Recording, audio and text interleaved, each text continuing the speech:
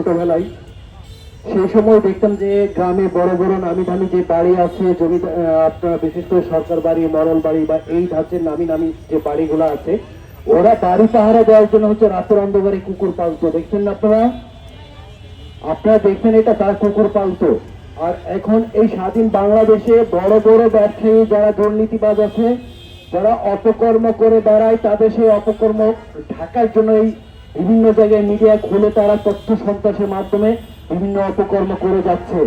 আমরা বিগত 17 বছরে এই গণমাধ্যমে আমরা দেখেছি এই তারেক রহমানকে বলা হয়েছে খাম্বা। আমরা যে খাম্বা নামে আসলে চিনতাম না বা জানতাম না, তাকে নগ্নভাবে উপস্থাপন করা হয়েছে খাম্বা। এখন খাম্বা দেখলে আমরা বুঝি কাকে? তারেক রহমানকে। এই জিনিসগুলোকে উত্থাপন করেছে নগ্নভাবে। আর আজকে তারাই হচ্ছে সবচেয়ে পরম বন্ধু হয়ে গেছে তারেক রহমানের। যে গণমাধ্যম কর্মী বেগম জিয়াকে একজন নষ্টা নারীর সাথে তুলনা করে এই সর্বসাধারণের সামনে উপস্থাপন করেছে, সেই গণমাধ্যমের যারা দায়িত্বশীল ছিল তৎকালীন সময়, তারা আজকে এই তারেক রহমানের সবচেয়ে কাছের আস্থাভাজন মুখ হয়ে গেছে। আমার সবচেয়ে বেশি ভয় লাগে একটাই, তারেক রহমানকে দেখে। তিনি প্রধানমন্ত্রী হয়েছেন দীর্ঘ 17 বছর প্রবাস জীবন খেটে এসে। সেই প্রবাসী জীবনে তিনি যে 17 বছর দেশ থেকে বাইরে ছিলেন, সে বাইরে থাকার পর তিনি বাংলাদেশে এসেছেন, কিন্তু তার ভিতরে আমি কোনো পরিবর্তন এখনো দেখি নাই। আমি শুরুতে ভেবেছিলাম উনি অনেক পলিটিক্যাল ম্যাচিউর হয়েছেন, কিন্তু সেই ম্যাচুরিটি আমি দেখি নাই তার ভিতরে।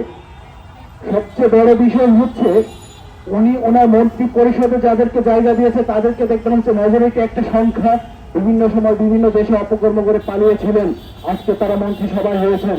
আর যারা রাজপথে সেই দুঃসময় খালেদা জিয়ার হাত ধরে ছিলেন, তাদেরকে হচ্ছে এখন বিভিন্ন সময় অপবাদ দেওয়া হয়। তারা যখন সত্য বলে ওঠে তাদেরকে গুপ্ত গুপ্ত বলে ট্যাগ দেওয়া হয়।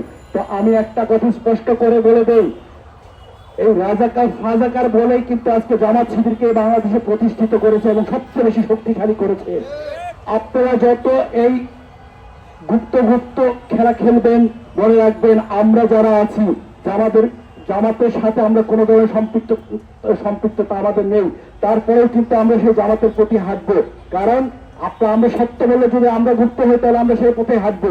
আমাদের স্পষ্ট ভাষা, এতে যদি আমাদের অন্যায় হয় আমাদের অন্যায় হবে। তবে আমি স্পষ্ট ভাষায় একটা কথা বলে রাখি, 70-এর নির্বাচনের পরে এই দেশে যেমন 72 নেমে এসেছিল, সেই 72 একটা আমরা দেখেছিলাম হচ্ছে দুর্ভিক্ষ। ঠিক এই 24-এর পরবর্তী আজকে যারা 24-কে নিয়ে নাটক করছেন, মেনে নিচ্ছেন না, ঠিক দেখেন এই যে আপনার তেল সংকট, এটা সম্পূর্ণ কৃত্রিমভাবে একটা তৈরি করা।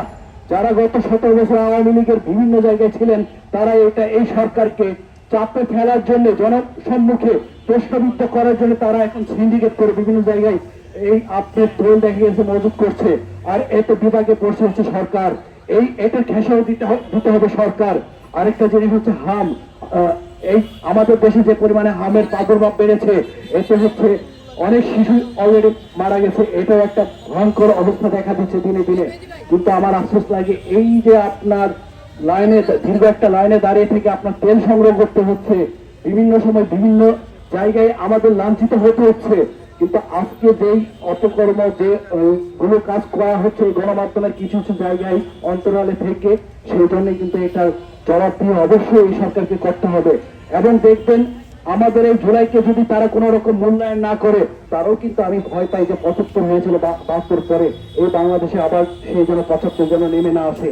আমি তাই আগে থেকে আমি তারেক রহমানকে একটা কথাই বলবো, আমি ওনাকে সতর্ক করছি, উনি যেন এখনই সতর্ক হয়। ওনার আশপাশে যে চাটকার গুলো আছে সেই চাটকার গুলাকে যেন উনি ভালোভাবে দেখে রাখে। শুধু এটুকু আমি বলবো যে আমাদের জুলাইকে যেন মূল্যায়ন করা হয়। আর যদি জুলাইকে যদি মূল্যায়ন করতে না পারে, তবে এই বাংলাদেশে আবারও জুলাই আসবে। শুধু এটুকু আমি বলবো। আল্লাহ হাফেজ। আসসালামু আলাইকুম।